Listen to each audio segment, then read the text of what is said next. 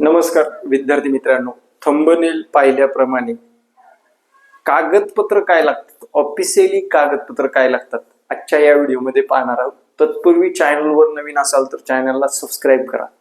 आता विद्यार्थी मित्रांनो, विद्यार्थी फार गोंधळामध्ये आहेत. 150 मार्क असणारा सुद्धा विद्यार्थी फोन करतो आणि विचारतो, सर माझा नंबर लागेल का? 110 मार्क असणारा सुद्धा विद्यार्थी विचारतो, सर माझा नंबर लागेल का? 80-90 मार्क असणारा विद्यार्थी सुद्धा माझा नंबर लागेल का? तर सोशल मीडियावर गोंधळात टाकणारे व्हिडिओ पाहणारे विद्यार्थी हेच विचारणार, हे निश्चितच आहे. पण सर्वात प्रथम मित्रांनो, जोपर्यंत आपले डॉक्युमेंट व्हेरिफिकेशन होत नाहीत तोपर्यंत आपण त्या हुद्द्यावर जात नाही किंवा त्या नोकरीला पात्र ठरत नाही. ते डॉक्युमेंटची लिस्ट आपण आजच्या या व्हिडिओमध्ये घेऊन आलेलो आहे. मुद्दा नंबर 2, मला विद्यार्थी मेसेज पण करतात की सर मी कुठे प्रेफरन्स देऊ? अरे विद्यार्थी मित्रांनो, एक गोष्ट लक्षात ठेवा, तुमचे विषय, तुमचे मार्क आणि तुम्ही कोणतं क्वालिफिकेशन घेतले, तुमचं TIT ला स्कोर काय आहे, त्याच्यावर तुमचे प्रेफरन्स येणार आहेत. हे डोक्यामध्ये ठेवा आणि त्यातलेच प्रेफरन्स आपल्याला पसंतीक्रम म्हणून निवडायचे जिथे आपल्याला नोकरी करायची. हे गणित लक्षात घ्या आणि त्याच्यावरला तुमच्या मनातील गोंधळ दूर ठेवा. सद्यस्थितीमध्ये जागेचा कोणताही आकडा ऑफिशियली GR माध्यमातून कोणत्या कास्टला किती जागा आल्यात हे अजून काहीच प्रसिद्ध झालेलं नाही. आपण सोशल मीडियावर बघतो, कोणीतरी मंत्रालयात जातो, कुठून तरी त्यांनी माहिती मिळवलेली असते, तो काहीतरी पुरावा देण्याचा प्रयत्न करतो. आपण विद्यार्थी अभिवेतधारक गोंधळात असतो. या गोंधळातून थोडस बाहेर निघा, संयमित राहा. मी फक्त तुम्हाला ऑफिशियली GR आल्यानंतर कोणत्या कास्टला किती मेरिट जाईल, कोणत्या कास्टचं किती जागा आलेल्या आहेत, कोणत्या कास्टच्या विषयानुसार किती जागा आलेल्या आहेत, कोणत्या कास्टचं मेरिट किती पत खाली येईल, जेव्हा जागा डिक्लेअर होतील, जेव्हा कास्ट वाईज जागा येतील तेव्हाच निश्चितपणे तुम्हाला कट ऑफ सुद्धा सांगण्याचा प्रयत्न करणार आहे. तत्पूर्वी grow academy YouTube channel subscribe करून ठेवा. त्याचबरोबर ग्रो अकॅडमी पुणे हे आपलं ऍप्लिकेशन आहे, फक्त डाउनलोड करून रजिस्टर करून ठेवा, जेणेकरून तुम्हाला येणाऱ्या भविष्यात शिक्षक भरतीला कुठल्याही अडचणी सॉल्व्ह करता येणार आहे. विद्यार्थ्यांच्या प्रत्येक व्हिडिओला कमेंट आहेत, सर डॉक्युमेंट किंवा प्रिफरन्स साठी तुमची काही बॅच आहे का? आपली कसलीही बॅच नाही, वाहती गंगा आहे, हात देऊन काढायची कामं चालू आहेत. अरे शिकवा ना, विद्यार्थ्यांना क्लास घ्या, विद्यार्थ्यांना शिकवा, त्याच्यातून पैसे कमवा. कारण विद्यार्थ्यांना काहीतरी जाते, डॉक्युमेंट लिस्ट सांगण्यासाठी पैसे, प्रिफरन्स देण्यासाठी पैसे, हे कदापि आपल्याला मान्य नाही. ठामपणे YouTube चॅनलवर सांगतोय, कारण 2017च्या भरतीपासून ते 2026 पर्यंत विद्यार्थ्यांच्या सेवेत आपण कोणत्या गोष्टी लागतात विद्यार्थ्यांना, क्लासचा 1 पट रक्कम घेतली तर 1.5 पट देण्याची तयारी, या सर्व गोष्टी करत आलेलो आहे. आज मित्रांनो आषाढी एकादशी, सर्वांना एकादशीच्या हार्दिक शुभेच्छा. आणि हा महत्वपूर्ण व्हिडिओ विथ प्रूफ प्रत्यक्ष डॉक्युमेंट काय लागतात आपण आजच्या या व्हिडिओमध्ये पाहणार आहोत. तत्पूर्वी चॅनलवर नवीन असाल चॅनलला सबस्क्राईब करून ठेवा. परत सांगतोय, लाईक करा, कमेंट करा आणि जे विद्यार्थी गोंधळात आहेत त्यांना शेअर सुद्धा करायला विसरू नका. बघा मित्रांनो, आपल्याकडे एका जिल्ह्याचे डॉक्युमेंटची लिस्टच दाखवतो मी तुम्हाला, काय लागते, कशा पद्धतीने डॉक्युमेंट व्हेरिफिकेशन होतं.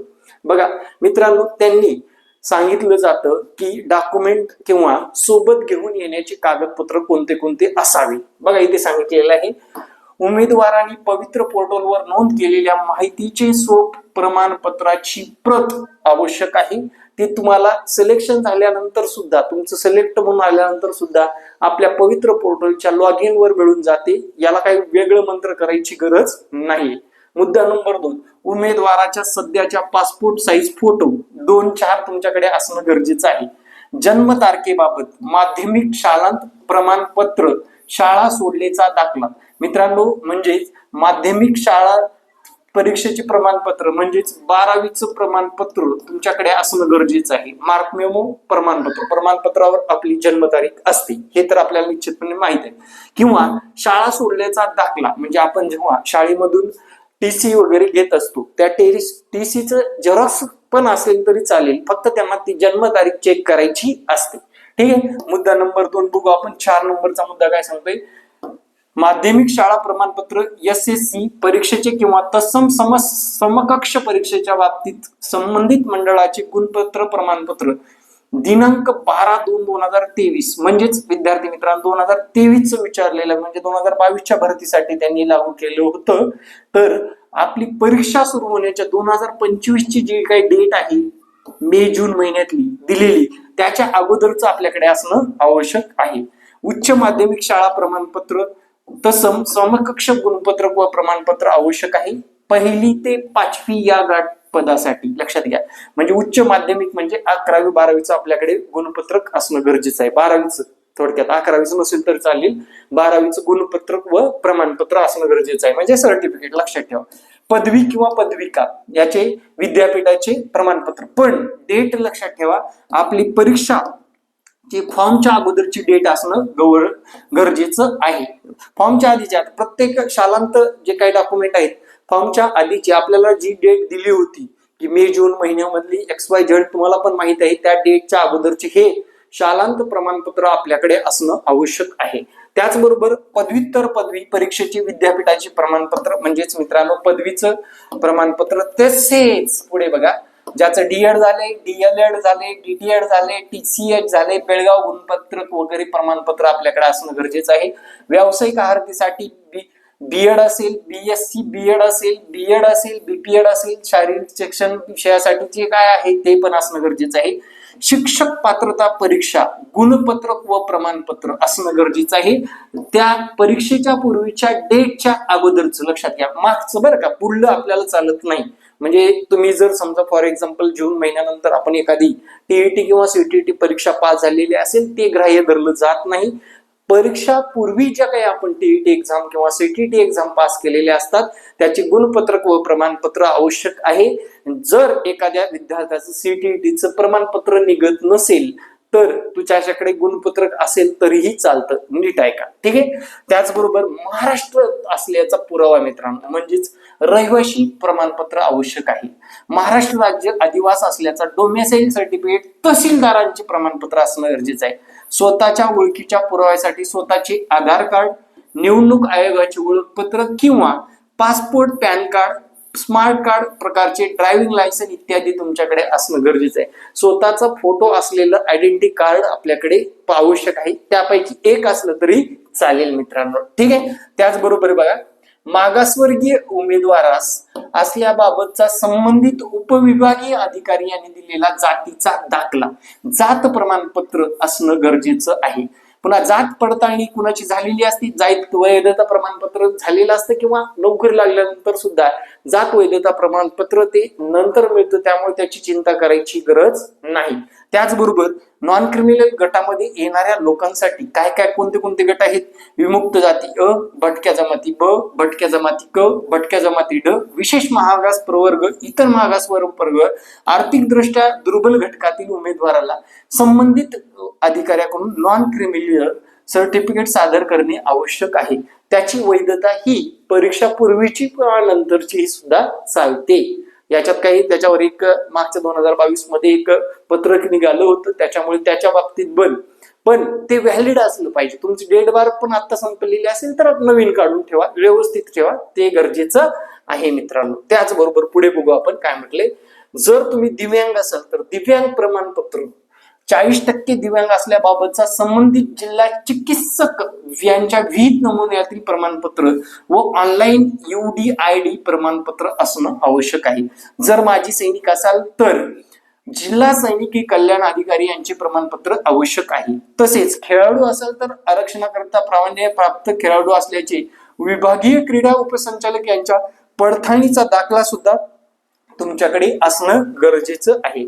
त्याचबरोबर मित्रांनो, पदवीधर अंशकालीन समांतर आरक्षणाबाबत तहसीलदार यांचे प्रमाणपत्र. तुम्ही जर जनगणना 1994 चे निवडणूक कर्मचारी असल्यास समकक्ष प्राधिकारी यांचे प्रमाणपत्र असणं गरजेचं आहे. उमेदवाराच्या नावात बदल असल्यास त्याबाबतचा शासन पत्र. मित्रांनो बघा, जर तुमच्या नावामध्ये चेंज असेल, महिलांसाठी अतिशय महत्वाची गोष्ट आहे, जर तुमच्या नावामध्ये जर चेंज असेल तर याला काही कुठली डेट नाही, परत रिपीट करतो, याला कुठली डेट नाही, नसेल तर काढून ठेवा तुम्ही. जर तुमच्याकडे नावामध्ये चेंज असेल तर ते नावातलं चेंज दाखवायचं आहे. पूर्वीचं नाव हे होतं, लग्न झाल्यानंतरचं नाव हे आहे, याचं एक तुमच्याकडे शासन पुरावा असलेलं शासन राजपत्र म्हणजेच गॅजेट असणं आवश्यक आहे आणि असणं गरजेचं आहे. मॅरेज सर्टिफिकेट असेल तरीही चालतं किंवा नसेल तर गॅजेट सर्टिफिकेट काढून ठेवायचं आहे. त्याचबरोबर जर आत्महत्याग्रस्त शेतकऱ्याचा पाल्य असल्याबाबत जिल्हाधिकारी यांच्याकडील प्रमाणपत्र तुमच्याकडे असणं गरजेचं आहे. म्हणजे आत्महत्या केलेले जे पाल्य आहेत, ज्यांचे वडिलांनी किंवा आईने आत्महत्या केली त्याचं पाल्याचं प्रमाणपत्र आपल्याकडे असणं गरजेचं आहे, जे की कुणाच्या समक्ष जिल्हाधिकारी यांच्याकडे असणं गरजेचं आहे. ठीक आहे, ग्रामपंचायतीचं नाही चालणार, जिल्हाधिकाऱ्यांनी दिलेलं असेल तर ते ग्राह्य धरलं जातं. ठीक आहे. त्यानंतर समांतर आरक्षणामधून निवड झालेल्या म्हणजे समांतर आरक्षणामध्ये निवड झालेल्या प्रकल्पग्रस्त उमेदवारास जिल्हा अधिकारी किंवा जिल्हा पुनर्वसन अधिकारी यांनी प्रदान केलेले प्रमाणपत्र आवश्यक आहे. ते पण डेटच्या अगोदरचं असणं गरजेचं आहे, लक्षात ठेवा. म्हणजे परीक्षेच्या अगोदरचं.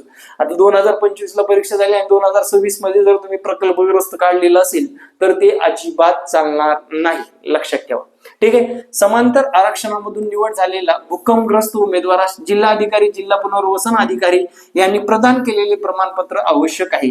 ज्यांचं भूकंपग्रस्त आहे त्यांना हे आवश्यक आहे. समांतर आरक्षणातील लाभासाठी अनाथ असल्याबाबतची संबंधित विभागीय उपयुक्त महिला व बाल विकास विभागाकडून देण्यात आलेले प्रमाणपत्र सुद्धा तुमच्याकडे असणं गरजेचं आहे. त्याचबरोबर बघा, लक्षात घ्या 27 नंबरचा शासन अधिसूचनेनुसार 28 मार्च 2005 अन्वये तिसरे अपत्य नसल्याबाबतचे प्रमाणपत्र म्हणजे लहान कुटुंब प्रमाणपत्र इथं जोडलेलं आहे. तुम्हाला ह्याच वेगळं काढायची गरज नाही, तुम्हाला तेच देतात, लक्षात ठेवा. तेच देतात आणि तुम्हाला तिथे मेन्शन करायचं असते की 2 अपत्य आहेत, 2 अपत्याचं नाव मेन्शन करायला लावलं असेल तर नाव सुद्धा मेन्शन करावं लागतं. त्याबाबत देण्यात आलेली पडताळणी सूची परिशिष्ट मधील सर्व माहिती भरून घेऊन येण्याची गरज आहे. आता परिशिष्ट अ काय आहे ते लक्षात घ्या.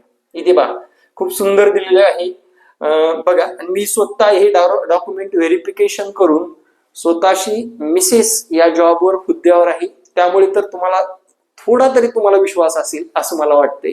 कारण ते जिल्हा परिषदेचं दिलेलं डॉक्युमेंट बाबतचं पीडीएफ मी तुमच्या पुढे सादर करतोय.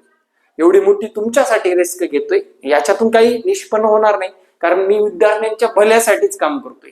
कारण विद्यार्थ्यांना सोपं जावं. डॉक्युमेंट बद्दल तुमच्या मनातली हा व्हिडिओ संपल्यानंतर कुठलीही शंका नसणार आहे एवढं निश्चित आहे. आणि जर शंका असेल तर मला कमेंट करायला विसरायचं नाही. ठीक आहे. त्याचबरोबर उमेदवाराचे संपूर्ण नाव लिहायचे, उमेदवारांनी पोर्टलवर भरलेले स्वप्रमाणपत्र आहे किंवा नाही मेन्शन करायचं. इथं आहे असणारच, त्याच्याशिवाय नसेल तर पुढली प्रोसेस होत नाही. महिला उमेदवाराच्या बाबतीत लग्नानंतरचे नाव विवाह निबंधक किंवा शासन बघा, विवाह निबंधकनी म्हणजेच तुमच्याकडे मॅरेज सर्टिफिकेट जर असेल तर चालेल, किंवा नसेल तर गॅजेट केलेलं असावं की लग्नानंतरचं हे माझं नाव आहे. या दोन्ही डॉक्युमेंट पैकी एक डॉक्युमेंट तुमच्याकडे असणं गरजेचं आहे. जर एखाद्या विद्यार्थ्यांनी, अजून सुद्धा सांगतो, जर आपण मॅरिड दाखवलेलंच नाही किंवा 2025 नंतर मॅरिड झालेला आहात, नो प्रॉब्लेम, फक्त नावात तुमच्या चेंज नसावं. त्यांना घेणं देणं नाही, तुम्ही मॅरिड आहात का अनमॅरिड आहात याचं काही घेणं देणं नाही. जर तुम्ही मॅरिड असाल आणि नावात चेंज असेल तर हे प्रमाणपत्र तुम्हाला जोडावं लागेल. उमेदवाराचा संपूर्ण पत्ता, वैवाहिक स्थिती, विवाहित आहात म्हटलं तरी नावात चेंज नाही, तुम्हाला सर्टिफिकेटची गरज नाही, लक्षात ठेवा. तुमचा मोबाईल क्रमांक, नागरिकत्व लिहायचे फक्त इथं. उमेदवारात महाराष्ट्र राज्याचा रहिवासी असल्याबाबत तहसीलदार यांचा दाखला तुमच्याकडे असणं गरजेचं आहे. वर पण सांगितले, उमेदवार महाराष्ट्र राज्याचा रहिवासी नसल्यास महाराष्ट्र कर्नाटक सीमा भागातील महाराष्ट्र शासनाने दावा सांगितलेल्या 865 गावामधील रहिवासी असल्याबाबतचा तहसीलदार यांचा दाखला असणं गरजेचं आहे. म्हणजे कर्नाटक सीमेवर जे गाव आहेत 865 त्याचा दाखला तुम्हाला पुराव्यासह जोडणं आवश्यक आहे. ठीक आहे. त्याचबरोबर मूळ बघा, इथे मूळ जात व प्रवर्ग मेन्शन करायचंय. जात कोणती आहे, प्रवर्ग कोणता आहे, प्रमाणपत्र क्रमांक तुम्हाला लिहिणं बंधनकारक आहे. जात वैधता असेल तर आहे म्हणून मांडा, नसेल तर नाही म्हणून मांडा. म्हणजेच कास्ट व्हेरिफिकेशन काही लोकांकडे असतं, काही लोकांकडे नसतं, पण ते स्वतः म्हणजेच जे काय आपलं कार्यालय आहे, जिल्हाधिकारी कार्यालयाच्या माध्यमातून किंवा सीओ अधिकाऱ्याच्या माध्यमातून ते पडताळणी होत असतं. ठीक आहे. आपली निवड कोणत्या कास्ट मधून झाली त्या पद्धतीने, नॉन क्रिमिनल प्रमाणपत्र अनुसूचित जाती जमाती वगळून उपयोगी अधिकारी यांनी दिलेले प्रमाणपत्र. अजून एक मुद्दा सांगतो, EWS वर मेन्शन केलेलं आहे. EWS च्या विद्यार्थ्यांना नॉन क्रिमिनलची गरज नाही. त्यांच्या प्रमाणपत्रामध्येच 8 लाखापेक्षा कमी उत्पन्न आहे म्हणून त्यांना ते प्राप्त झालेलं असतं, त्यामुळे त्याची चिंता करू नये. खुला प्रवर्ग 40%, मागासवर्ग 45 वर्ष, म्हणजे त्यावेळेस हे वय होतं. खुल्या वर्गात आता 38 वर्ष आणि आता इथे मागासवर्गासाठी 43 वर्ष. त्यानुसार जन्मतारखेनुसार आपलं वय काय, आपलं आता सध्याचे महिने काय, सगळं मेन्शन करणं गरजेचं असतं या ठिकाणी. त्याचबरोबर वयाबाबत सादर करण्यात आलेला पुरावा म्हणजेच तुमच्याकडे शाळा सोडल्याचा दाखला, शाळा प्रमाणपत्र म्हणजे 10वीचं प्रमाणपत्र, 12वीचं प्रमाणपत्र, DEDचं प्रमाणपत्र आणि ते कधी दिलं इथे बघा, उत्तीर्ण, महिना, वर्ष, एकूण गुण, प्राप्त केलेले गुण, प्रमाणपत्र क्रमांक, दिनांक, हे सगळंच आहे. जितकं आपलं शिक्षण झालेलं आहे तितकं शिक्षण आपल्याला इथे भरणं आवश्यक आहे. त्याचबरोबर तुम्ही TET पेपर 1 पास आहात का, किती गुण घेऊन पास आहात, प्रमाणपत्र क्रमांक काय आहे, कोणत्या वर्षात कोणत्या महिन्यात पास झालेला आहात हे मेन्शन करणं गरजेचं आहे. त्याचबरोबर CTT परीक्षा कधी पास झालात, कोणत्या महिन्यात पास झालात, किती मार्क आहेत, दिनांक, प्रमाणपत्र मिळालेची दिनांक सुद्धा तुम्हाला मेन्शन करणं गरजेचं आहे. 6 ते 8 साठी असेल, 6 ते 8 साठी असेल, लक्षात ठेवा, म्हणजे सर्वांसाठी. आता टेट प्रमाणपत्र बघा, टेट प्रमाणपत्रामध्ये तुम्हाला प्राप्त झालेले गुण या ठिकाणी मेन्शन करणं गरजेचं आहे. समजा तुम्हाला 120 झाले असतील, 120 लिहू शकता. तुमच्याकडे जर MSCIT चं सर्टिफिकेट असेल, MSCIT चं सर्टिफिकेट असेल तर इथे उत्तीर्ण, महिना, वर्ष, प्राप्त केलेले गुण, प्रमाणपत्र क्रमांक, दिनांक आवश्यक आहे. त्याचबरोबर भूकंपग्रस्त असाल त्याचं प्रमाणपत्र क्रमांक, दिव्यांग असाल दिव्यांगाचं प्रमाणपत्र, माजी सैनिक असाल माजी सैनिकाचं प्रमाणपत्र, अनाथ असाल अनाथाचं प्रमाणपत्र, त्याचबरोबर त्याच्यावरला क्रमांक असेल, कधी दिलेला आहे, कधी प्राप्त झालेला आहे, त्याचा लाभ घेतला आहे का कोणी याच्या अगोदर, हे सर्व पडताळणी आपल्याला या ठिकाणी करणं गरजेचं आहे. त्यानंतर आत्महत्याग्रस्त सेम, तुम्ही जर उमेदवार शासकीय कर्मचारी आहे का, हा पण मुद्दा आहे बरं का. यावेळेस बरेच शिक्षक लोक सुद्धा स्वप्रमाणपत्र केलेले आहेत. इव्हन आमच्या मॅडम सुद्धा आम्ही स्वप्रमाणपत्र केलेलं आहे. आम्हाला आमच्या विभागामध्ये आमच्या आवडीच्या ठिकाणी जाण्यासाठी त्यांनी संधी दिली आहे. त्याप्रमाणे इथे तुम्हाला संधीप्रमाणे आपल्याला शासकीय कार्यालयाचे नाव, पदनाम, नियुक्ती प्राधिकरणाने दिलेले परवानगी प्रमाणपत्र व दिनांक हे सर्व आपल्याला गरजेचं आहे. त्याचबरोबर उमेदवार विवाहित असल्यास लहान कुटुंबचे घोषणापत्र म्हणजे 2 पेक्षा जास्त अपत्य नाहीत असं एक प्रमाणपत्र जागेवर तुम्हाला एक झेरॉक्स दिलं जातं, तिथेच मेन्शन करणं गरजेचं आहे. त्यात काही डाऊट नसावा. ठीक आहे. त्याचबरोबर महत्वाचा मुद्दा म्हणजे महाराष्ट्र शिक्षक पात्रता परीक्षा गैर प्रकारांमध्ये सायबर पोलीस स्टेशन पुणे शहर येथे गुन्हा दाखल आहे का, 2022 मध्ये जे काही घोटाळा झालेले विद्यार्थी काढले होते बाजूला, त्याच्यामध्ये आपलं नाव आहे का इथे मेन्शन करणं गरजेचं आहे. सुंदर अशी आपली स्वाक्षरी करणं सुद्धा तितकंच गरजेचं आहे. आणि विद्यार्थी मित्रांनो, अशी डॉक्युमेंटची लिस्ट असेल, त्याचबरोबर हे बघा, हे तुम्हाला जोडणं गरजेचं असतं. त्यावेळेस तुम्हाला ती जिल्हा परिषद झडपी तुम्हाला देते की असं जोडा, त्यानुसार आपल्याला जोडणं आवश्यक आहे. त्यानुसार आपण हे प्रमाणपत्र जोडलो की आपलं ते प्रमाणपत्र व्हेरिफिकेशन होतं आणि आपल्याला आपल्या समुपदेशनानुसार आपल्याला कोणती शाळा मिळणार आहे हे निश्चितपणे सांगता येतं. आता या डॉक्युमेंट लिस्ट मध्ये विद्यार्थी मित्रांनो मार्गदर्शन काय घ्यायची गरज आहे सांगा मला याच्या पलीकडे. जे स्वप्रमाणपत्रामध्ये आपण मेन्शन केलेले डॉक्युमेंट आहे ते सर्व डॉक्युमेंट आपल्याकडे असणं गरजेचं आहे आणि आपल्याकडे ते आवश्यक आहेत. हार्ड कॉपी मध्ये असणं गरजेचं आहे. आता विद्यार्थी काय विद्यार्थ्यांचे बरेच काही प्रश्न आहेत. सर मी डिजी लॉकरवरले जोडले तर चालतील का? अजिबात चालणार नाही. डेट आत्ताची येईल, इश्यू डेट आत्ताची येईल. जे काही तुमचे जर डॉक्युमेंट हरवले असतील त्याचा पुरावा सकट ते बोर्डातून काढणं आवश्यक आहे. आणि मी आता जेवढे सांगितले तेवढे डॉक्युमेंट तुमच्याकडे असणं गरजेचं आहे, महत्वाचे आहेत, परीक्षेच्या अगोदरचे महत्वाचे आहेत. कोणत्या कास्ट मध्ये, आता एका विद्यार्थ्याचा प्रश्न आहे, सर मी ओबीसी मेन्शन केली, मी काय केलं ओबीसी सुरुवातीला मेन्शन केलं, ओबीसी मध्ये मी TET पास झालोय आणि नंतर मी काय केलोय मराठा आरक्षणाचं आरक्षण सर्टिफिकेट पण काढलोय SCBC. अरे ओबीसी असताना मराठा आरक्षण सर्टिफिकेटचा लाभ कसा घेता येईल? प्रश्नचिन्ह आहे, असं घेता येणार नाही. तुम्ही या ठिकाणी सरळ सरळ प्रशासनाला टोपी घालण्याचं काम करताय असं वाटेल. तुम्ही अगोदर SCBC होतात, पण ओबीसीचं प्रमाणपत्र निघालंय तुमचं तर ठीक आहे, तुम्ही ओबीसी आहात आणि SCBC मध्ये जायचा प्रयत्न करताय, हे म्हणजे गुन्हा दाखल करण्यासारखंच आहे. हे असं शक्य नाहीये. ओबीसी जर असाल तर ओबीसी मधलं आरक्षण तुम्ही आतापर्यंत भोगलेलं आहे, तुम्ही SCBC मध्ये येण्याचं कारणच नाही. ज्या व्यक्तीला आरक्षण नाही मराठा समाजामध्ये त्यांना SCBCचं 10% आरक्षण दिलेलं आहे आणि महाराष्ट्र शासनाने SCBC देऊन सोबतच ज्यांना कुठलंच आरक्षण नाही पण 8 लाखापेक्षा कमी उत्पन्न आहे अशा विद्यार्थ्यांसाठी मराठा सोडून EWS म्हणजे इकॉनॉमिकल वीकर सेक्शनचं आरक्षण दिलेलं आहे. आणि हे महत्वाचा मुद्दा आहे. विद्यार्थी आडवा तिडवा कसाही प्रश्न विचारतो, माझं काहीतरी होईल का? आता मला प्रत्येकाला वाटते 50 मार्क ज्याला TIT एक्झाम मध्ये आहेत त्याला सुद्धा वाटायला लागले की बाबा आपल्याला TIT 3 मध्ये आपलं सिलेक्शन व्हावं. पण विद्यार्थी मित्रांनो, मार्क मॅटर करतात. प्रिफरन्स देत असताना तुमचे प्रिफरन्स, विद्यार्थ्यांच्या मनात एक शंका आहे की आपल्याला डायरेक्टली अशा काहीतरी भरमसाठ शाळा येणार आहेत आणि त्या भरमसाठ शाळेमध्ये आपल्याला 100 विदाऊट मध्ये आणि 50 विथ इंटरव्ह्यू मध्ये, विथ आणि विदाऊट, इथे इंटरव्ह्यू टाकू आपण, फक्त आय टाकू आणि इथे विथ म्हणजे विदाऊट इंटरव्ह्यू टाकू, म्हणजे मला तेवढ्या शाळा निवडण्याची संधी आहे. पण विद्यार्थी मित्रांनो, एक गोष्ट लक्षात ठेवा, आता A आणि B अशी 2 व्यक्ती आहेत किंवा 2 मित्र आहेत. समजा फॉर एक्झाम्पल A ला 120 मार्क आहेत आणि B ला 150 मार्क आहेत. आता A ला सुद्धा 100 म्हणजे 150 प्रिफरन्स आले तर B ला सुद्धा 150 पेक्षा जास्त म्हणजे 1500 सुद्धा प्रिफरन्स येऊ शकतात ना. मग A ला या 150 पैकी 100 प्रिफरन्स निवडणं गरजेचं आहे, पसंती क्रम लक्षात ठेवा. आणि या B ला सुद्धा 100च निवडणं गरजेचं आहे. जर समजा A ला जर समजा किती 80 गुण आहेत, TIT एक्झाम मध्ये किती गुण आहेत? 80. हे 150 पसंती क्रम येण्याचा प्रश्नच नाही ना रे. त्याला कुठंतरी 30-40 प्रिफरन्स येतील, मग त्याने ती सर्वच निवडणं गरजेचं आहे. मुद्दा असा आहे, तुमचे मार्क, तुमचे विषय मॅटर करतात आणि महाराष्ट्र शासनामध्ये शिक्षक भरतीमध्ये असणाऱ्या जागा सुद्धा मॅटर करतात मित्रांनो.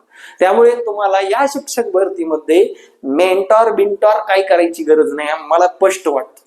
ते डॉक्युमेंट तुझे क्लिअर आहेत, मार्क चांगले आहेत, मग गरज काय आहे? तुम्हाला एक शाळेची लिस्ट येते मित्रांनो, प्रामाणिक सांगतो, या शाळेची अशी 150, 200, 400, 50, 60, 70, 80 अशा शाळेच्या लिस्ट येतात. त्याच लिस्ट मधून आपल्याला पसंती क्रम द्यावे लागतात. हे डोक्यात ठेवा. काय करावं लागतं? पसंती क्रम द्यावं लागतं. आपल्याला शाळा निवडायची विद्यार्थ्यांच्या मनात एक संभ्रम निर्माण झालेला आहे.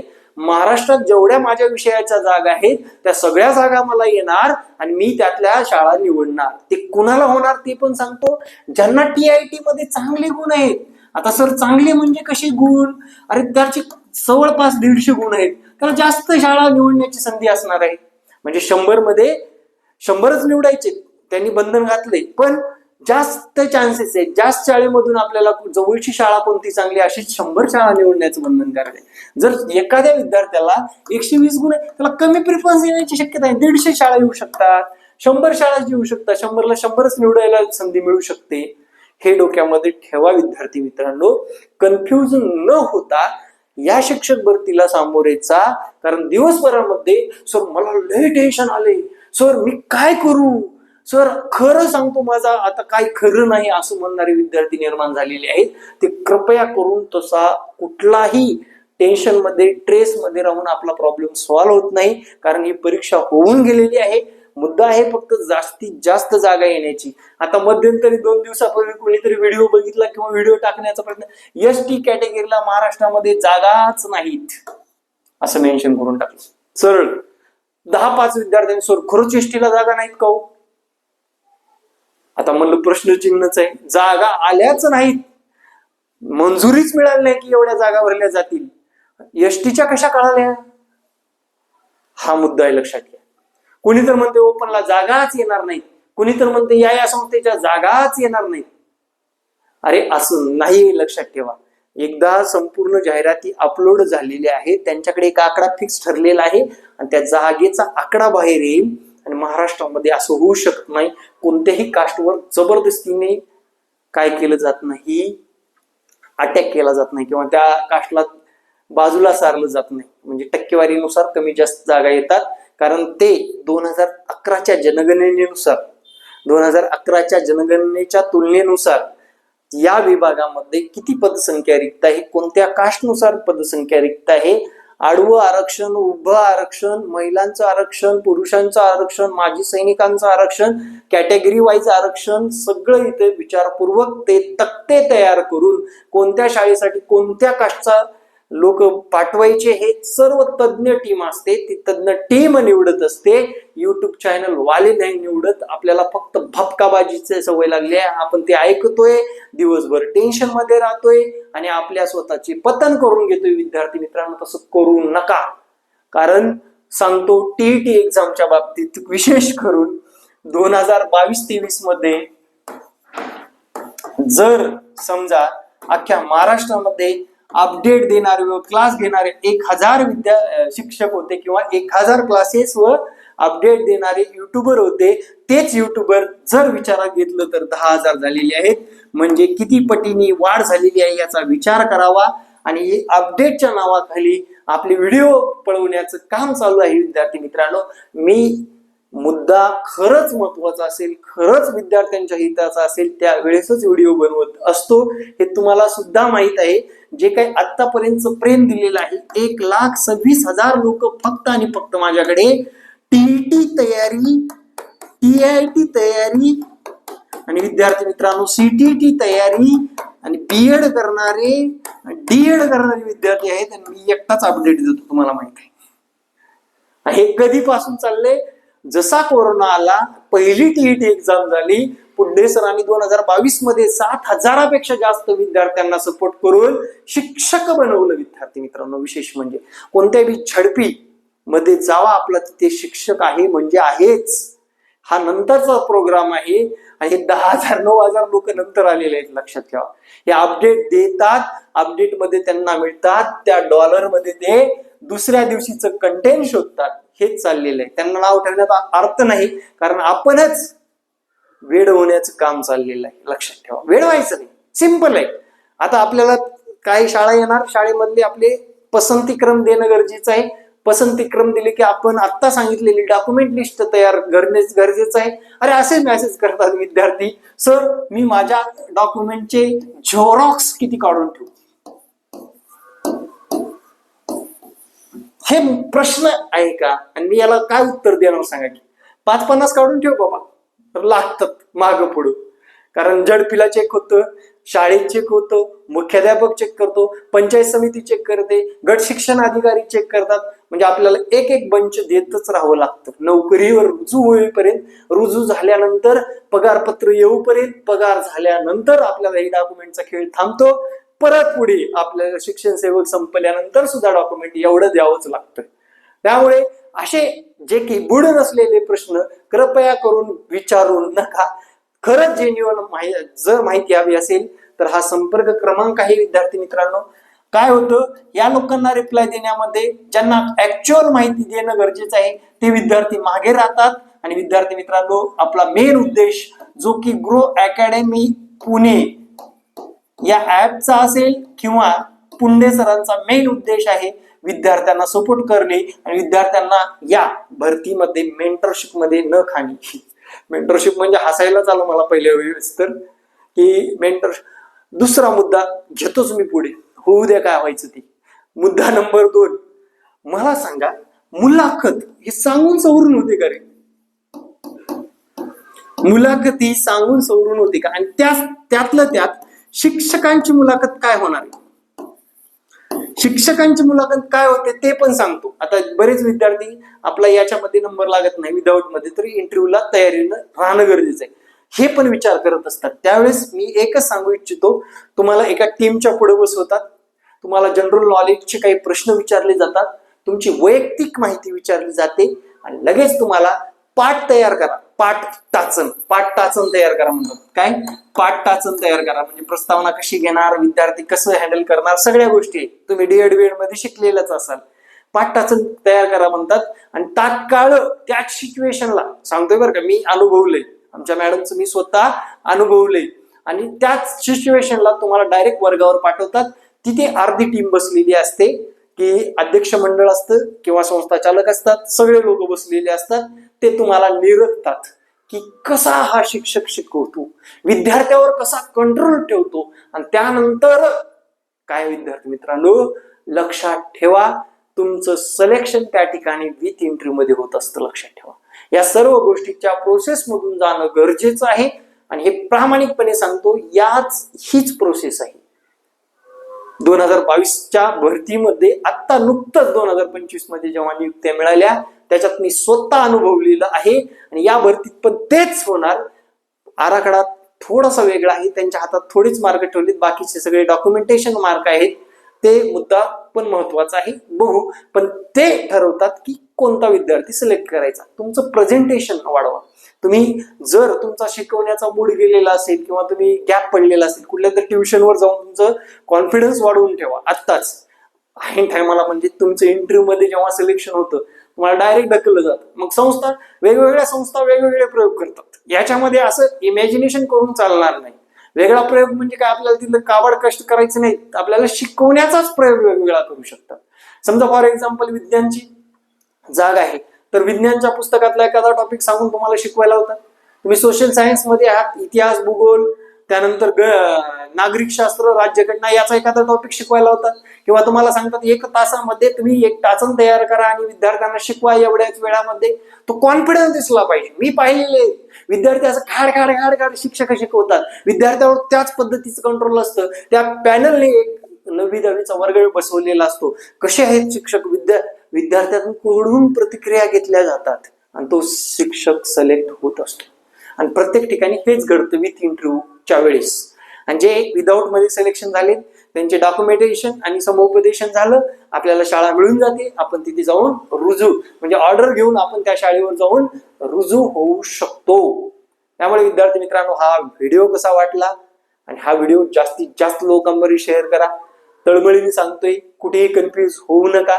कारण माझा विद्यार्थी टेन्शन मध्ये राहावा आणि माझा विद्यार्थी विचारच करत राहावा, भरतीमध्ये माझं काही खरं नाही म्हणून डाऊनफॉल मध्ये जावा किंवा तो एवढा कॉन्फिडन्स लो मध्ये राहावा, हे मला वाटत नाही. त्यासाठी हा पुराव्यानिशी व्हिडिओ टाकलेला आहे. याच्या पलीकडे सुद्धा जर तुमच्या काही अडचणी असतील, दिलेल्या संपर्क क्रमांकावर संपर्क साधा. त्याचबरोबर मला कमेंट करा. कमेंटच्या माध्यमातून सुद्धा तुमची उत्तरं सॉल्व्ह केली जातील. जय महाराष्ट्र. धन्यवाद मित्रांनो.